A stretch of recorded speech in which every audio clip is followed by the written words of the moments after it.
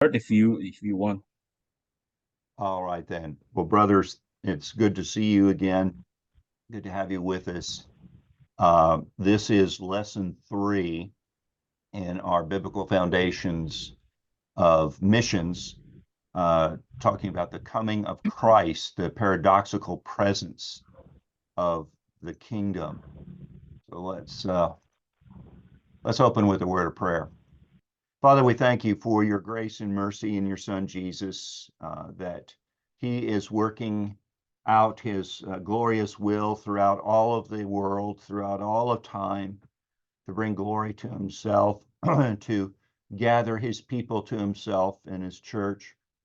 We ask as we study the biblical foundation of missions, that you would give us understanding of your word, and as you have revealed your intentions and purposes in your word, that, Lord, our prayers, our work, all that we do would be aligned with your will. And we ask it in Jesus' name. Amen. Okay, so today we're going to be talking about the coming of Christ, the paradoxical presence of the kingdom. A paradox is something that appears to be contradictory, but yet it is reality. So we're going to be focusing upon the role of Christ in mission. Jesus' coming to earth brought God's kingdom, and in Jesus Christ, the mission of God and the kingdom are actually present. It said, the kingdom of God is among you. It is here. And these things are a reality in the world. So it's not where this kingdom is going to be sometime much, much later at the end of all things. The kingdom is now. We have it. We don't see it in all of its fullness yet. We don't see it in all of its manifestation of all of its glory yet, but it is here. And Jesus used the example of a woman who is working flour and making bread, and she's got the big lump of dough, and she puts in yeast to cause it to rise, and the yeast works its way through the entire lump. Uh, and it takes some time for that to occur. And Jesus likens that to the kingdom itself.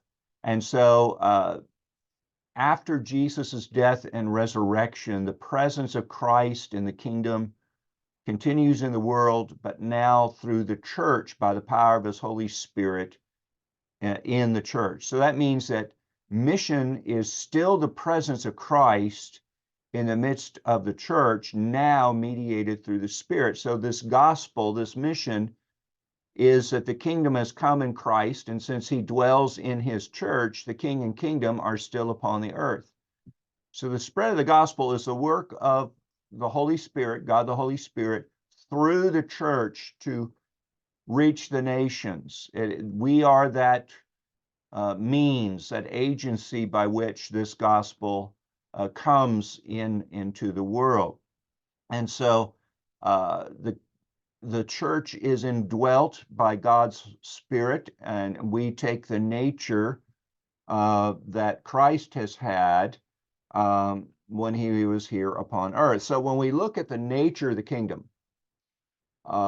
kingdom comes in an unexpected manner, comes in a way that we don't see earthly kingdoms come, and understand how nations rise up and governments are formed and so forth, empires are made and so forth. The kingdom of God is not like that. It doesn't work in that way. And so it is paradoxical. The kingdom of God did not come in the way the Jews demanded or the Gentiles expected. It did not come in worldly power and wisdom. Rather, the kingdom comes in weakness, in hiddenness, in brokenness, and in the power of forgiving grace, not in the power of judgment. So this strange nature of the kingdom makes it difficult for both the world and for the church at times to recognize. So To the world, the revelation of the kingdoms call for repentance and not glory, make it an offense to self-righteous men who thought that the kingdom would be one that vindicates them and came in power. As we're going to see, even Christ in the church would wrestle with this nature of this. Now, Christ not as much because he knows what is going on, but the present nature of the kingdom means it must be seen and understood by faith. By faith, we see God's Spirit moving. By faith, we see his working and bringing all nations to himself in time that is occurring. And so the fullness and the power and the full glory of the kingdom is only going to be fully revealed in Jesus' second coming. But we're seeing by faith now this outworking, this manifestation of the Lord bringing people to himself. So in our analysis of the work of Christ's mission, again, you have to draw heavily upon the Old Testament to understand these things. It gives us context here.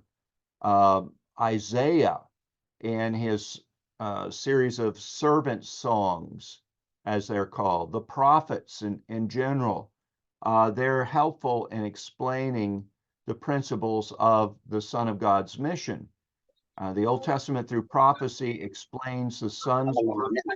In the Gospels, in the New Testament, we see the fulfillment of those particular prophecies. So let's look at the kingdom in Christ. All right, we've discussed these matters that are here. So let's go on. The kingdom is present in Christ. Now, last week in lesson 2, we saw how the Old Testament prepared for the coming of the kingdom. It was a copy, it was a shadow of things to come. Christ is the fulfillment, reality.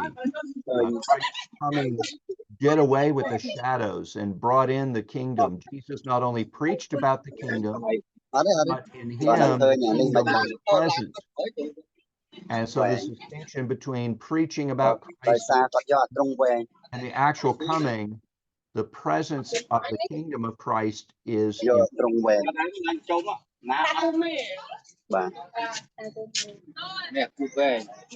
in Christ, the kingdom of God currently exists in our midst. The kingdom is already here.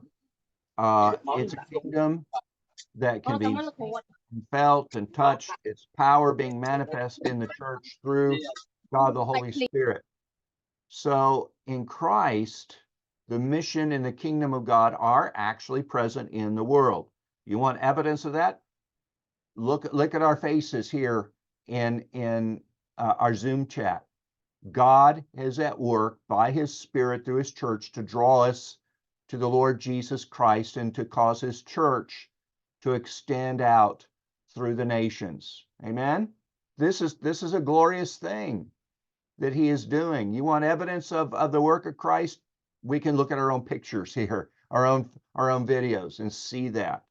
So in Christ, this mission and kingdom of God are actually present in the world. John, in John chapter 1, verse 14 said, "And the word became flesh and dwelt among us."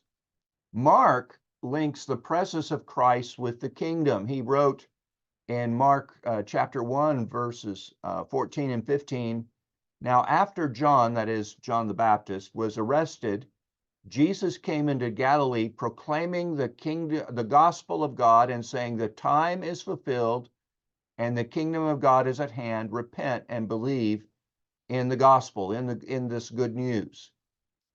Jesus also pointed to the presence of the Spirit in his ministry as evidence of the kingdom in Matthew 12:28. "But if it is by the Spirit of God that I cast out demons, then the kingdom of God has come upon you."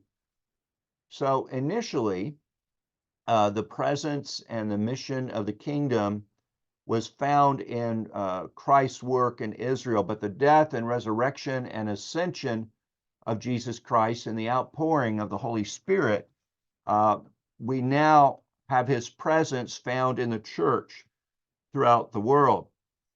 The church is sealed and indwelt by God the Holy Spirit. Louis Berkhoff, in his systematic theology, in speaking about the role of the church in the kingdom, says, as a church, they are called to be God's instrument in preparing the way for and introducing the ideal order of things.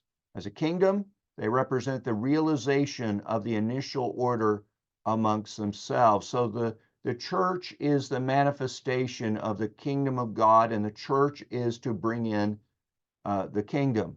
The church continues Christ's role as being the presence and mission of God in Christ. So just as Christ was the mission and the kingdom of God in the midst of this world, so the church, through our ongoing communion with the risen Christ, through the power of the Spirit, we continue to fulfill his life, his mission, his kingdom on earth. So let's look at two stages of this kingdom. We're not talking about two kingdoms. We're talking about two stages here of the kingdom. First, the Old Testament looks forward to what is called the day of the Lord. Not talking about the Lord's Day, the Sabbath. We're talking about the day of the Lord. That is his coming again. But the Old Testament was not specific in dividing it into the first coming and the second coming of the Lord Jesus Christ. Due to the split in this manifestation of the kingdom, the way the kingdom comes is different from that which many people expected it to come. So the two stages of the kingdom and its surprising nature you see in Luke chapter 4 and in Matthew chapter 11. Jesus began his public ministry, if you look at the Gospel of Luke in Luke chapter 4, beginning at verse 16, in the synagogue, he is quoting Isaiah chapter 61, verses 1 and 2. And he uses Isaiah to define the purpose and the nature of the kingdom. And so the key to understanding the nature of the kingdom is to note that Jesus quotes from Isaiah, and what he omitted from Isaiah 61, verse 11 and following, deals with the day of the Lord. So Jesus talks about what he has come to do in his first coming. But that passage in Isaiah also later will talk about the day of the Lord, so his second coming of what takes place. It does not, did not fulfill Christ's purposes at the time in speaking about his coming of the kingdom in that portion of Isaiah 61, and to also include in the day of the Lord, because the people's expectations all have been focused on the day of the Lord and have not talked about the coming of the kingdom in the way that he has talked about there in his preaching there in the synagogue, and as is read in Isaiah 61. He stresses the gracious coming of the kingdom, but he leaves out that part about the coming judgment and vengeance of God. This day of the vengeance of our God, Jesus is not quoting this section of that verse. So Jesus is telling us, look, there's a split nature of the coming of this kingdom. You're going to receive part of it, and then later you're going to receive the rest of it together. It is come, but it's not fully come. It's now and not yet. And so we kind of keep that tension. Now we live in the now and the not yet. And so the first coming is one of grace and mercy, of meekness and lowliness, and grace with the full power and public judgment of God, being delayed until the day of the Lord has fully come. And so this greater demonstration of the coming of the kingdom in power and judgment and wrath occurs at his second coming. So this dual nature of Christ's coming kind of gives us a frame of reference, a frame of understanding the nature of mission and the kingdom. You know, we have a sword, but it's the sword of the Spirit, which is the Word of God. We're not entrusted with the iron sword to go out and conquer nations with that. We conquer them with the sword of the Spirit by God's Word. And that is a powerful difference here. And the nations of this world only understand the iron sword. They understand power and so forth. So when we talk about the kingdom of God, and it's through the foolishness of preaching that God brings people to himself and his kingdom is advanced in that way, that is just something that the world just cannot understand and in fact ridicules. Christ's mission was one of grace, of mercy, of humility, and by this his kingdom has come, and it's a powerful and yet hidden kingdom in a sense. Even so, the gospel mission of the church has that same nature. Our mission as a church is to bring the grace and mercy and hope of Christ to men, calling all men everywhere to repent and believe the gospel, to believe on the Lord Jesus Christ and be saved. Because there is a day coming when the day of the Lord, that second coming, occurs. And the Apostle Paul talks about in Corinthians, knowing therefore the terror of God when that comes, we persuade men. We call all men everywhere to faith and repentance. The same point is made in Jesus's conversation with John the Baptist. John was surprised at the nature of the kingdom, and for a time he doesn't understand it. In Matthew 11, verses 1 through 6, when Jesus had finished instructing his 12 disciples, he went on from there to teach and preach in their cities. Now, when John heard in prison about the deeds of the Christ, he sent word by his disciples and said to him, "Are you the one who is to come, or shall we look for another?" And Jesus answered him, "Go and tell John what you hear and see. The blind receive their sight, the lame walk, lepers are cleansed, the deaf hear, the dead are raised up, and the poor have the good news preached to them. And blessed is the one who is not offended, who doesn't stumble because of me," because he's doing those things. The expectation was of many people, Jesus was going to come, as it were, in a great white war horse and great sword and kill all the enemies and so forth and so on and bring in this glorious kingdom. But Jesus has come with grace and mercy and healing, and he is alluding back to those Old Testament passages that speak of the coming of the kingdom in that way. So John recognized Jesus as Messiah. He baptized him. In Christ, the mission and kingdom of God was present, and yet John is still confused. He's still trying to get his understanding straightened about interpreting what's going on around him, and especially looking about Jesus. He expected God's judgment to fall upon the wicked. Well, it will, but it just didn't happen at his time. He expected Jesus has come, therefore all this is going to come all at once, and it hasn't. And so he has trouble trying to piece this together in his own thinking. He's Messiah, but he's not Messiah as we expect him. Well, he is Messiah, and your expectations of the rest of who he is as Messiah, that's going to come later.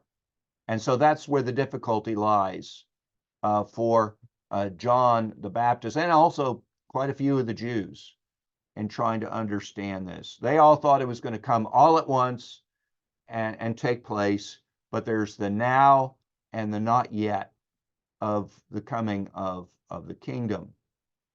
And so Jesus told John basically, this kingdom has come in mercy and grace and kindness. It has not yet come in judgment and power. Well, let's look at the unexpected nature of the kingdom. So this kingdom comes in two stages, something that Israel wasn't expecting in an unusual and unexpected manner. The unexpected nature, we see this in Isaiah and what are known as the servant songs, particularly in Isaiah 52, verse 14, and then later in 53, verses 1 through 3. The servant is told that his ministry will be one of suffering and pain, not one of victory and blessing. 52:4 in Isaiah, just as many were astonished at you, his appearance was so marred beyond human semblance, and his form beyond that of the children of mankind. And then in Isaiah 53, 1 and 3, who has believed what he has heard from us, and to whom has the arm of the Lord been revealed? For he grew up before him like a young plant and like a root out of dry ground. He had no form or majesty that we should look at him, and no beauty that we should desire him. He doesn't look kingly. He doesn't look like you would expect somebody, a great and mighty ruler and power and might and so forth. Somebody you would consider as nothing. And in fact, no desire for him. He was despised and rejected by men, a man of sorrows and acquainted with grief, and as one from whom men hide their face, he was despised, and we esteemed him not. So the early manifestation of the kingdom seemed to be one of weakness, even failure to the appearance of the world. There's nothing spectacular, there's nothing successful, as we would determine success with regards to this kingdom that Jesus has brought in. The king's going to be rejected, and his own life and mission are going to be filled with sorrow and suffering. That is not what Israel was expecting. The extreme weakness of the kingdom represented a test for the servant himself. In Isaiah 49, the servant says, I've labored in vain, I've spent my strength for nothing in vanity, yet surely my right is with the Lord and my recompense with God. So this prophecy is fulfilled in the Gospels. At the end of Jesus' earthly ministry, who is it who's following him? Only a few women accompanied him. His 12 disciples abandoned him. They were scattered. So by any earthly account, his ministry was a failure. In that day, women were not considered to be as important, and so therefore, it just made this whole talk about a kingdom look even more ridiculous in the eyes of the world. His ministry was a failure in the eyes of the world, and so he himself, the king, lived by faith, looking to his Father who vindicated him in the resurrection. So he knew he was going to have this suffering and sorrow. He was going to be abandoned, and it all appears to be in vain, that it is not going to be fulfilled. But his faith and trust is in the Lord as he commits himself to this way. Not my will, but yours be done, as he prayed in the garden. And so this church and the world also struggles with the nature of the kingdom. The weakness of the kingdom, in a sense, prevents the world from seeing God's power, God's might. Instead, the power of God being manifest in glory and success. God has chosen to manifest his power in our weakness. And our humility and frustration and failure. Isaiah says, behold my servant, in Isaiah 42, verses 1 and 2. My servant whom I uphold, my chosen one, in whom my soul delights. I have put my spirit upon him, and he will bring forth justice to the nations. He will not cry aloud or lift up his voice, like a great warrior cry and so forth. Or make it heard in the street, like a politician shouting out his glories and ways and so forth. That's not how he has come. That is not how he has manifested himself or his kingdom. God placed his power and spirit on the servant, not to do what we would expect, these obvious works of great might and power and so forth, but in order that his servant would not be crushed in his suffering. So he would not cry out. As the servant struggled to obey his father, the power of God through the Spirit upholds him and strengthens him and sustains him in the world. And he is to rest in faith that God will put forth his power and vindicate him after his death. He was crucified in weakness, but raised in the power of God. So it is with us in the church. So it is with us in mission. After Jesus' resurrection, he now reigns in hidden power. His ascension, he is seated at the right hand of the Father, ruling and reigning from on high. The Father promised Christ that he would reap the fruit of his victory after the resurrection. Isaiah 53:11 says, "Out of the anguish of his soul, he shall see and be satisfied. By his knowledge shall the righteous one, my servant, make many to be accounted righteous, and he shall bear their iniquities." So in Matthew 28, verses 19 and 20, Jesus says, "All power has been given to me, all authority has been given to me in heaven and on earth." So just as Christ had to rest upon future victory by faith while on the earth, even so the church must also wrestle with that future victory that is to come. That in faith we keep doing what we're doing. We keep preaching the gospel in the face of opposition or indifference to the word of God. We preach even though we're having to wrestle with the spiritual forces of darkness. We know that greater is he who is in you than he who is in the world. And so we with all boldness can withstand the tyrants of this world, the oppression of the world, the flesh, and the devil, as we preach and teach this gospel to the nations. It may not come to fullness in our own lifetime. I come from a culture where there's a lot of instant everything. A noodle cup.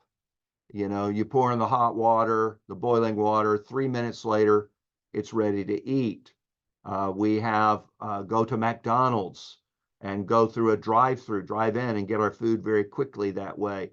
We kind of expect that we do a little bit of work and then, all of a sudden we want to see the reward of that work.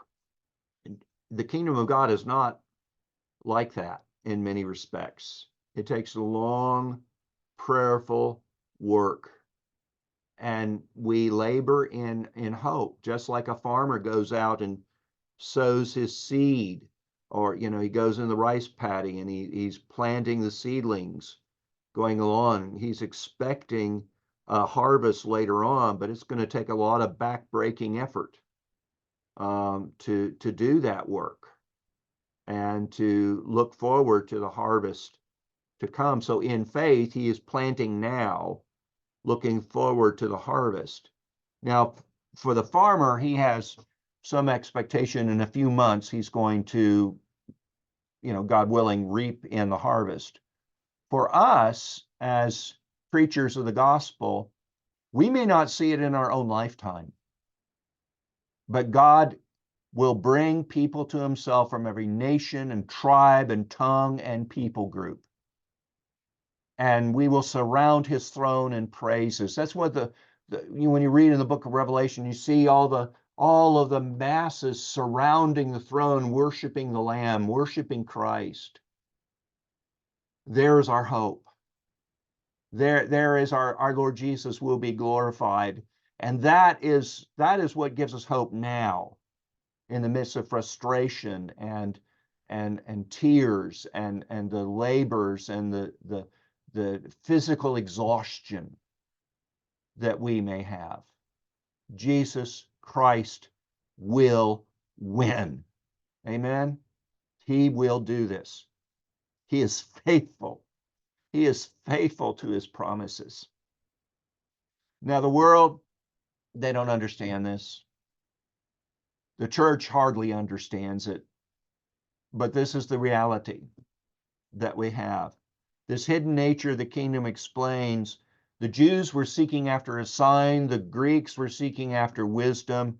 God in his wisdom didn't give them either thing. But he demands that his people, like their king, live by faith. The just shall live by faith. We will look at the Jews and the Greeks in turn in their particular responses. To the Jews, this gospel, this good news about Jesus Christ was a gospel of weakness. The Jews demanded a sign. Due to Israel's self-righteous blindness, they want a Messiah. They're waiting for a Messiah, but one who's going to come in power and through signs and wonders deliver her and judge her enemies. In contrast, the kingdom of God comes, this gospel, this good news, this mission comes to offer them deliverance from sin and salvation. They're expected to be delivered from the Romans. Jesus has come to deliver them from themselves and deliver them from the wrath of God against them. Salvation is given to us by God from God's wrath. God undertakes us. He can be just and the justifier of those who have faith in him. So this gospel, this kingdom is offered to Israel and also to her Gentile oppressors. And that was something that the Jews had difficulty in understanding. We're God's chosen people. We've had the blessings. We've had the scriptures. We've had the worship. We've had the covenants. We've had the law, all of these things. And God is also going to give eternal life to the Gentiles too. That just messed with him, because these were the enemies who are supposed to have been defeated by Messiah. And now you want to bring them in and enjoy the blessings? That was very, very difficult for the Jews to understand. Christ did not come in great power and glory and majesty. He came in weakness and meekness, a suffering, humble, bleeding, dying Messiah. And his death was the death on the cross. To crucify someone was that was most horrible execution, because it oftentimes the person was tortured and suffered for long times before they finally died. But two, the Old Testament scriptures said, "Cursed is anyone who hangs on a tree," and the cross is kind of a stylized tree. And so that was, you reserve that kind of punishment for the worst of offenders. And so here, the King of Glory is treated as the worst of the offenders.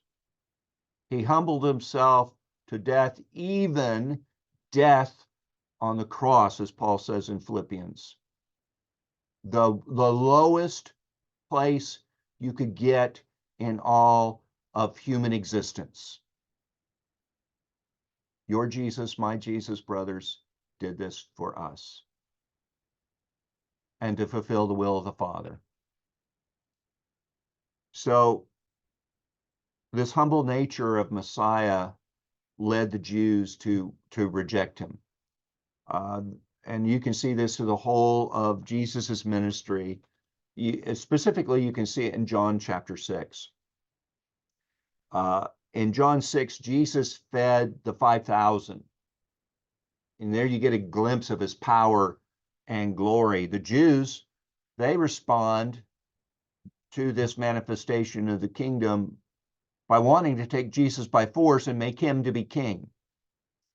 And the earthly logic here was that, look, if you could feed that many people with the 5 loaves and 2 fish, you can certainly deliver Israel from the Romans. But Jesus rejected and challenged them. He said, look, to be part of his kingdom, they're to eat his flesh and drink his blood. And so faced with a kingdom that they found to be repulsive and they didn't understand, the Jews turn away. In contrast, the disciples, called and faithful to God, remain. Peter says, Lord, to whom shall we go? You have the words of eternal life. So Peter and the church continue to follow the words of Jesus, even though they're confused.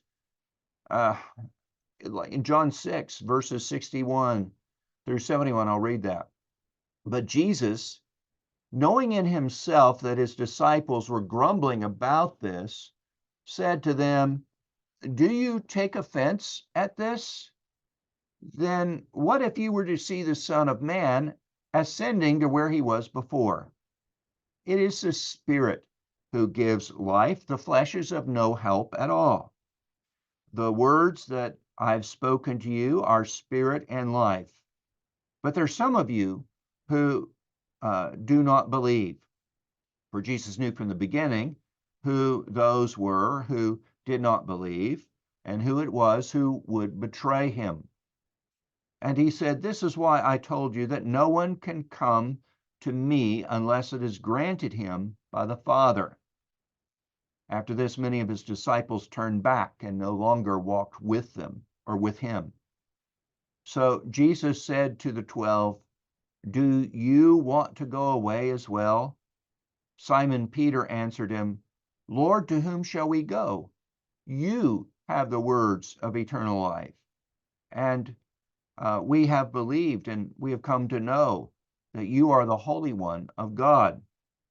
Jesus answered them, did I not choose you, the 12? And yet one of you is a devil. He spoke of Judas, the son of Simon Iscariot, for he, one of the 12, was going to betray him. Paul summarized the Jewish position on righteousness, the law, and the kingdom in Romans chapter 9, verses 32 and 33. Paul said, why? Because they, speaking of the Jews, did not pursue it, that is salvation, by faith, but as it were, based on works.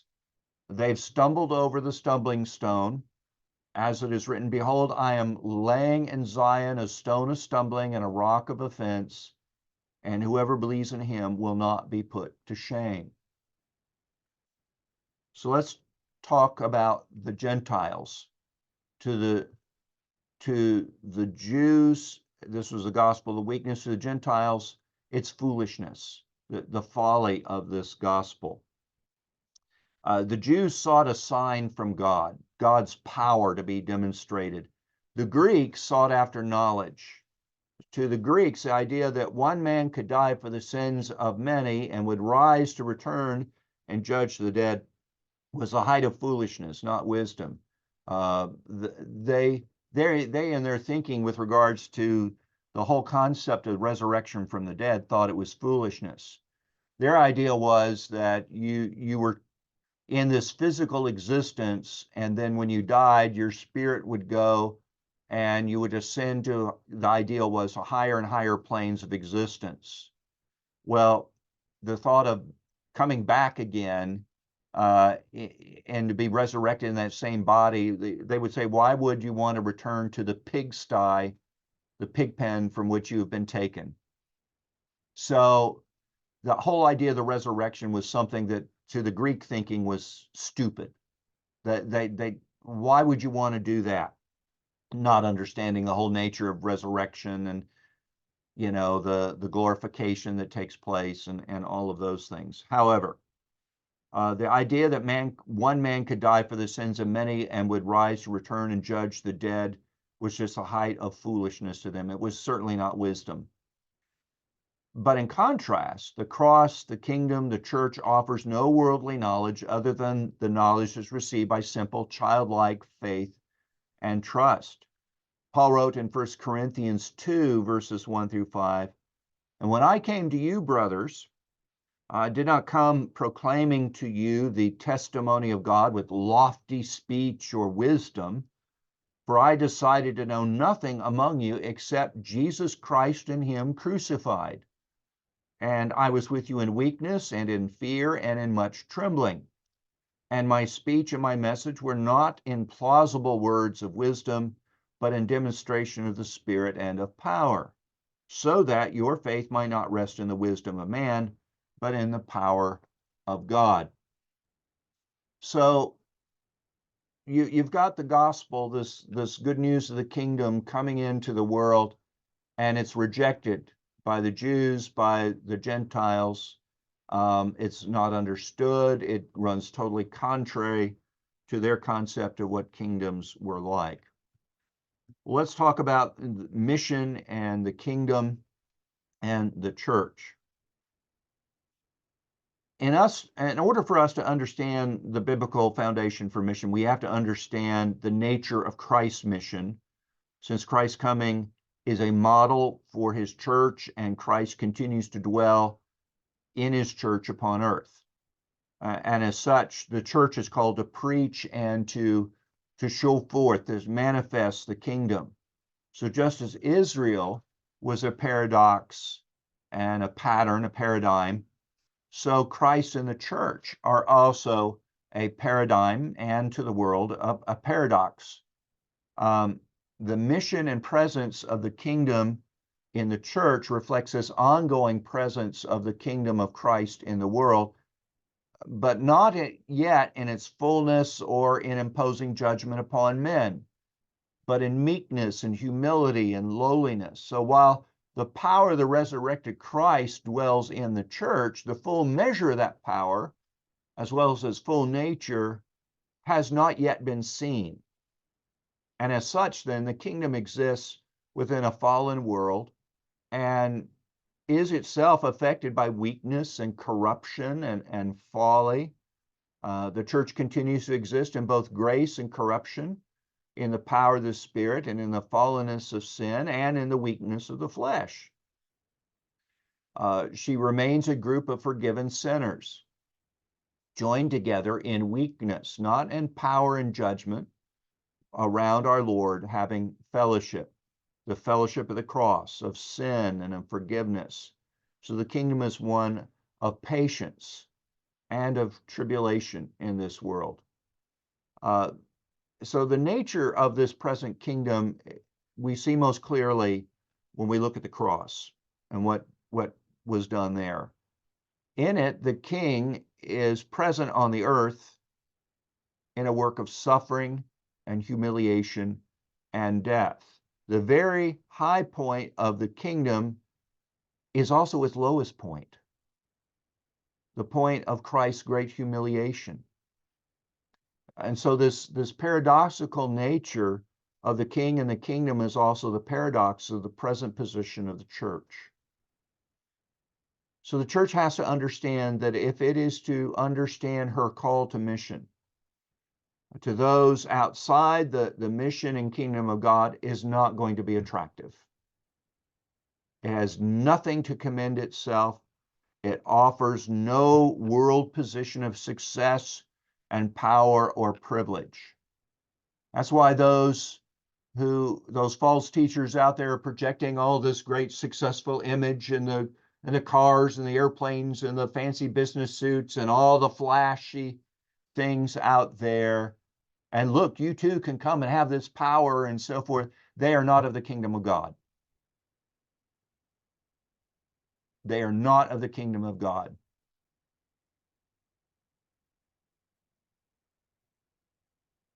Because what we have to offer is a place of humiliation and brokenness. This visible representation of Jesus on the earth in the church is not one of power and glory, it's one of humiliation and suffering. So this is the great stumbling block of mission for the church. To the Jews, it was not the sign they were looking for. To the Gentiles, it was foolishness. It is still that way today. So as Christ's position changed at the resurrection from one of humility to glory, even so the position of the church will also change from humility to one of glory. So we see this weakness and this foolishness of the church being manifested within her own life in the area of sin. Think about this. Judas was present as a disciple of Christ. He sat under almost all the teaching. He witnessed the miracles. He was there. Jesus washed his feet at the Last Supper before he left to go betray him. He washed the feet of the man who was going to betray him. So we also see God's dealing with weakness and foolishness in the area of Peter's confession and his rebuke as well. In John chapter 6, we saw that only the 12 disciples continued to follow Jesus. The crowds left off following him. In God's wisdom, that also included Judas. He was that one who would betray Jesus. This inclusion of Judas shows that God ordained that sin would be in the midst of his church from the outset. Peter is the second illustration of sin and weakness in the church. In Matthew 16, verses 15 through 28, Matthew wrote, he said to them, "But who do you say that I am?" And Simon Peter replied, "You are the Christ, the Son of the living God." And Jesus answered him, "Blessed are you, Simon Bar-Jonah, son of Jonah, for flesh and blood has not revealed this to you, but my Father who is in heaven. And I tell you, you are Peter, and on this rock I will build my church, and the gates of hell shall not prevail against it." He's not saying Peter is the rock. He's saying on that testimony of Peter, that faith of Peter, that's what he builds his church upon. "And the gates of hell shall not prevail against it. And I will give you the keys of the kingdom of heaven, and whatever you bind on earth shall be bound in heaven, and whatever you loose on earth shall be loosed in heaven." And then he strictly charged the disciples to tell no one that he was the Christ. From that time, Jesus began to show his disciples that he must go to Jerusalem and suffer many things from the elders and chief priests and scribes and be killed, and on the third day be raised. Peter took him aside and began to rebuke him. You think Peter's rebuking Jesus. "Far be it from you, Lord. This shall never happen to you." But then he, that is Jesus, turned and said to Peter, "Get behind me, Satan. This is the one who has just said, you are the Christ. You're the Son of the living God." And now Jesus is saying, look, this is, you're speaking like Satan here. "You are a hindrance to me, for you are not setting your mind on the things of God, but on the things of man." Then Jesus told his disciples, "If anyone would come after me, let him deny himself and take up his cross and follow me. For whoever would save his life will lose it, but whoever loses his life for my sake will find it. For what will it profit a man if he gains the whole world and forfeits his soul? Or what shall a man give in return for his soul? For the Son of Man is going to come with his angels in the glory of his Father, and then he will repay each person according to what he has done. Truly I say to you, there are some standing here who will not taste death until they see the Son of Man coming in his kingdom." So we've got this great confession of Peter, this blessing of Christ upon him, followed immediately by Peter's rebuke of Christ. And so even as Peter reached this high point in confessing his master, he immediately falls into sin.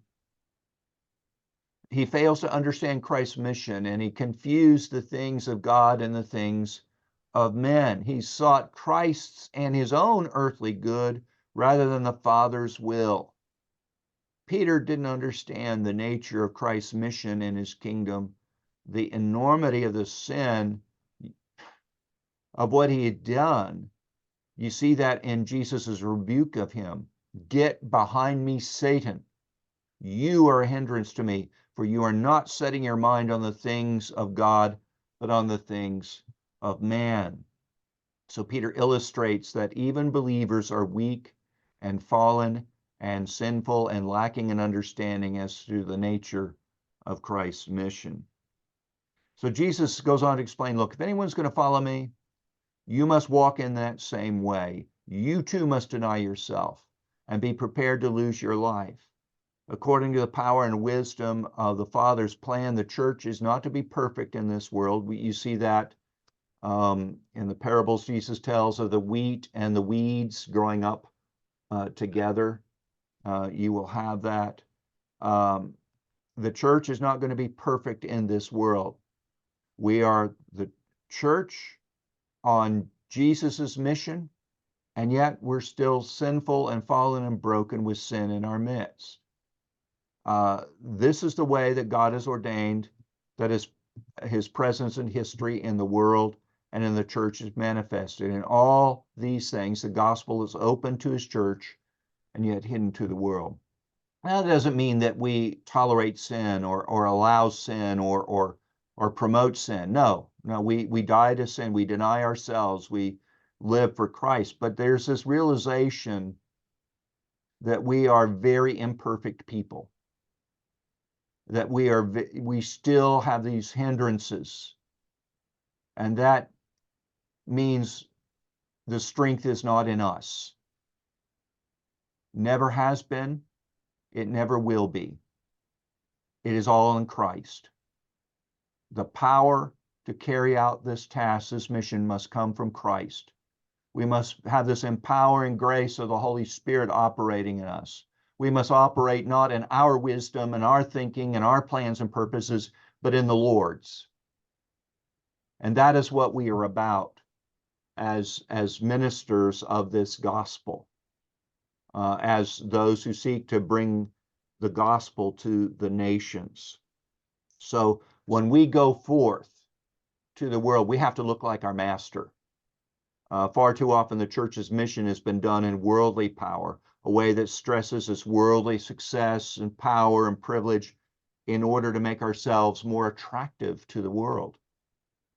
Health, wealth, and prosperity are not the way the church upon the earth is to operate, and we should not offer these things in the kingdom.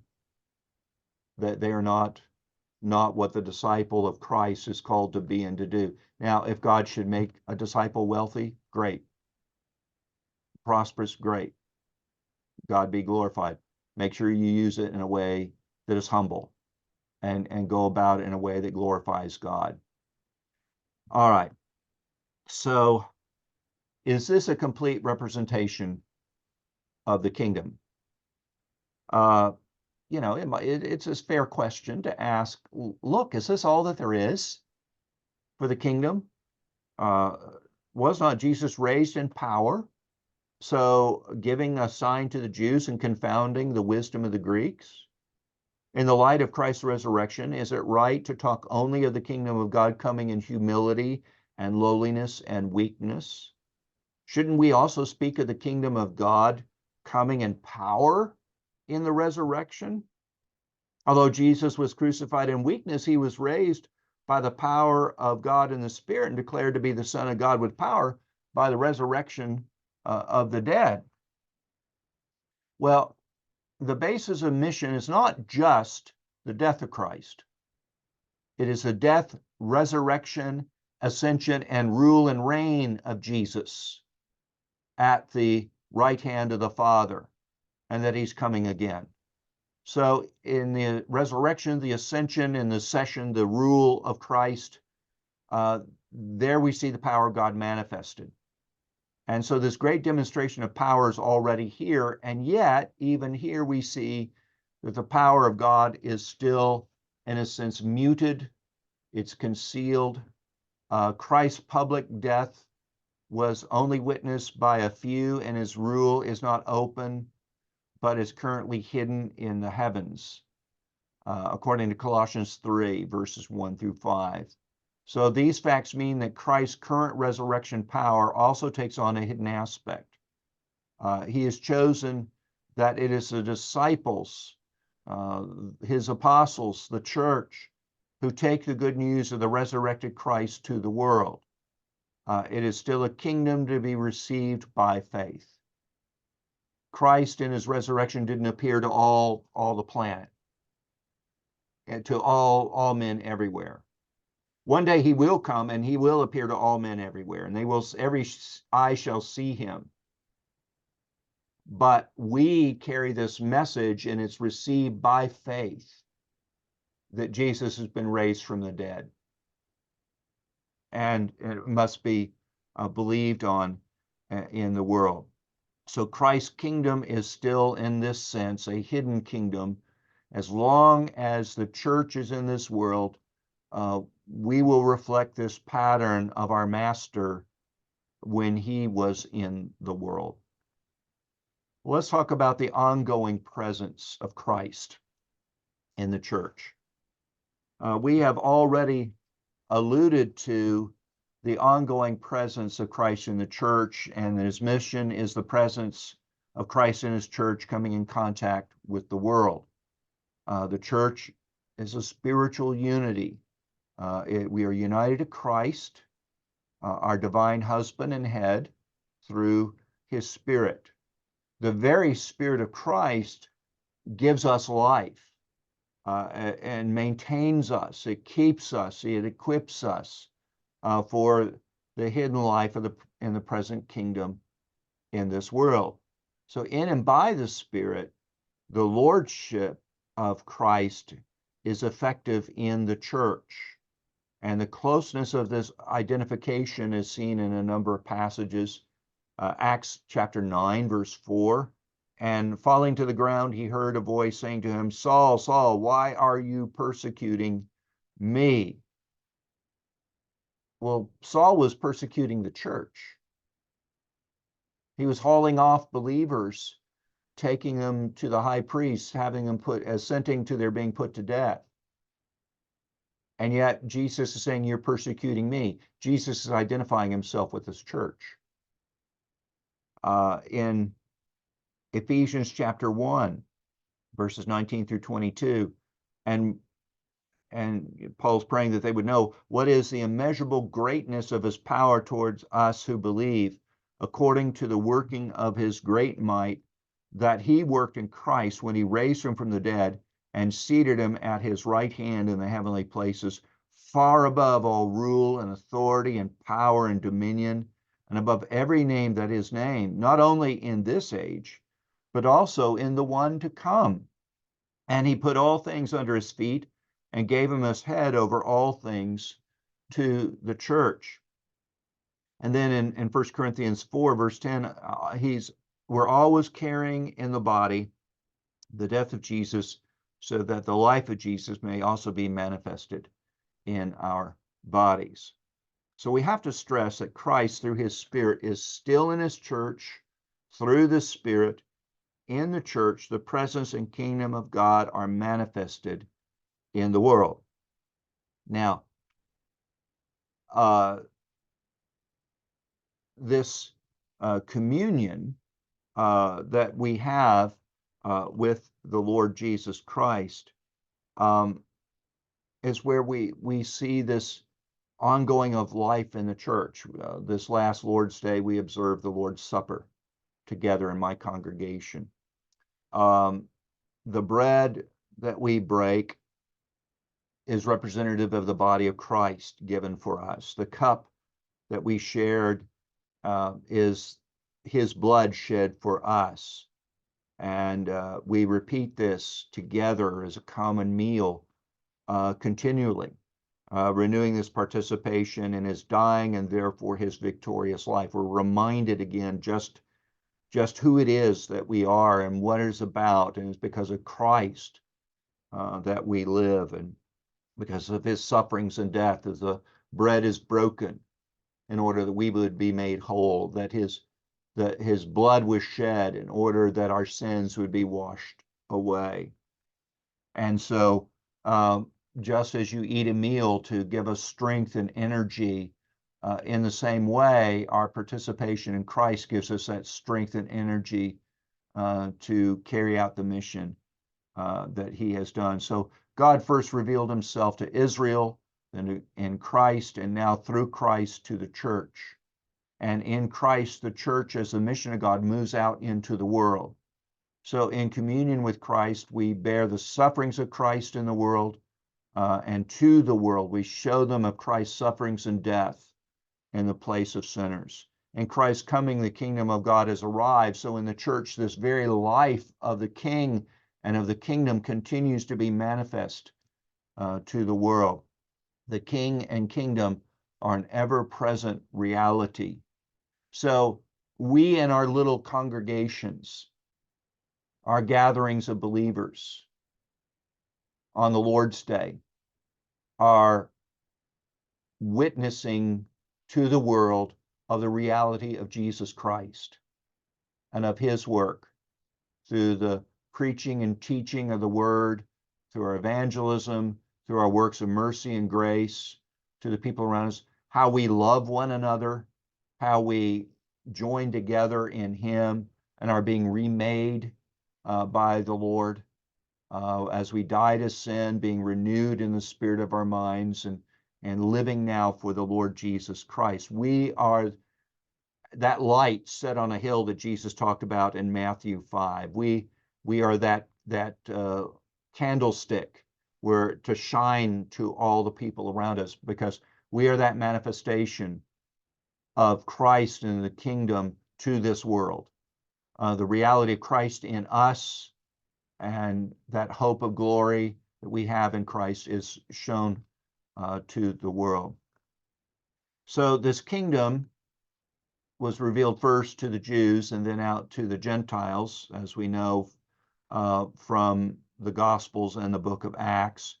In Matthew 10, verses 5 and 6, these 12 Jesus sent out, instructing them, "Go nowhere among the Gentiles and enter no town of the Samaritans, but go rather to the house of the lost sheep of Israel." So at the beginning, Jesus' clear focus was to Israel. Now, to be balanced, we need to understand that this focus was never absolute. You can only take the gospel to Jews, only to the lost sheep of Israel, because early on in his ministry, we see that there are incidents here and there where Gentiles respond to the gospel message and they come to him. You've got the Syrophoenician woman and her daughter, that she goes to Jesus to be healed. And he says, "It's not right to give the food that was intended to the children to the dogs." And she says, "Yes, Lord, but even the puppies eat the crumbs that have fallen from the table." And so that great faith that she had in coming to him, her daughter was healed. You've got the centurion whose servant was ill. The centurion replied, "Lord, I'm not worthy to have you come under my roof, but only say the word and my servant will be healed. For I too am a man under authority with soldiers under me. And I say to one, go, and he goes, and to another, come, and he comes. And to my servant, do this, and he does it." When Jesus heard this, he marveled and said to those who followed him, "Truly I tell you, with no one in Israel have I found such faith. I tell you, many will come from east and west and recline at table with Abraham, Isaac, and Jacob in the kingdom of heaven, while the sons of the kingdom will be thrown into the outer darkness. In that place will be weeping and gnashing of teeth." And to the centurion, Jesus said, "Go, let it be done for you as you have believed." And the servant was healed at that very moment. So you also see a similar thing in the story of the wicked vine dressers in Matthew 21. Here another parable. There was a master of a house who planted a vineyard and put a fence around it and dug a wine press in it and built a tower and leased it to tenants and went to another country. When the season for fruit drew near, he sent his servant to the tenants to get his fruit. And the tenants took his servants and beat one, killed another, and stoned another. Again, he sent other servants, more than the first, and they did the same to them. Finally, he sent his son to them, saying, "They will respect my son." But when the tenants saw the son, they said to themselves, "This is the heir. Come, let's kill him and have his inheritance." And they took him and threw him out of the vineyard and killed him. When therefore the owner of the vineyard comes, what will he do to those tenants? They said to him, He will put those wretches to a miserable death and let out the vineyard, rent it out to other tenants who will give him the fruits in their seasons. Jesus said to them, have you never read in the scriptures, the stone that the builders rejected has become the cornerstone? This was the Lord's doing, and it is marvelous in our eyes. Therefore, I tell you, the kingdom of God will be taken away from you and given to a people producing its fruits. So in Christ's death, the nation of Israel rejected their king. In Christ's resurrection, he is raised not only as the King of the Jews, but also king over the nations. And since he is king over the nations, his power and his kingdom is extended to all the nations. Herman Bavinck, in one of his writings, dealing strongly with the power and authority given to God because of his finished work on the cross, said the redemptive power of Christ must be proclaimed and people must bow before it. Go therefore and make disciples of all nations. We're calling all men everywhere to bow the knee to Jesus, to confess him as Lord, to submit to him in faith and repentance, and to receive his mercies and grace. So the gospel contains something of the glory of the King's commission, and so therefore it ends with a summons to proclaim the kingship of Christ over the whole world. Well, our final point today is that the idea that the kingdom is here, it is fully prepared, but the church still must wait for the finality, the fulfilling of the kingdom. In the parable of the talents in Matthew 25, verses 14 through 30, the master gave his servants the talents, the money, and then goes on a journey. The journey is delayed, and the master's return is delayed, and the servants are to wait, but to keep doing what the master had told them to be doing, not to stop, and to keep doing it until the master shows up, until he comes again. So the implication of the parable is that there's a time in which the kingdom is ready, but we must wait for it. So mission then is the earthly presence of Christ going out into the world. This was first manifested in his own life on the earth. Christ's life is currently in the church by the power of the Spirit. And at present, the kingdom has come in weakness and humility. It will disclose power on the last day. So just as the Old Testament prophecies of the servant pointed to the nature of Christ's kingdom came in weakness and humility. The nature of the coming of the kingdom is difficult for both us as a church and for the world to understand. The nature of gospel mission in the kingdom are a stumbling block to the Gentiles and to the Jews, and because of the nature of the relationship between Christ and his church, the presence of Christ continues in his church. So mission then is the presence of Christ in the church meeting the world. It's not something that the church does, it's something that the church is. Well, that's our lecture for today.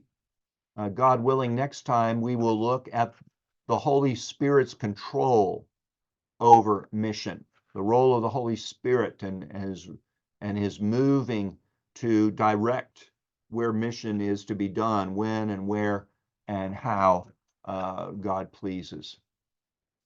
So that is where we're at this morning. It looks like Rocky has had to drop out at some point or lost his connection. So what we will do is I will post this and put this in a Dropbox, and then Rocky will convert the video and post it on YouTube. And I think he'll also provide a link in our chat on our Facebook chat group itself. May God bless you and keep you. May he make his face to shine upon you with his favor, and may he give you peace in our Lord Jesus Christ. Go in that grace and peace of the Lord Jesus. Amen. Bless you, brothers. Bye now. Thank you, Pastor John. Thank you all.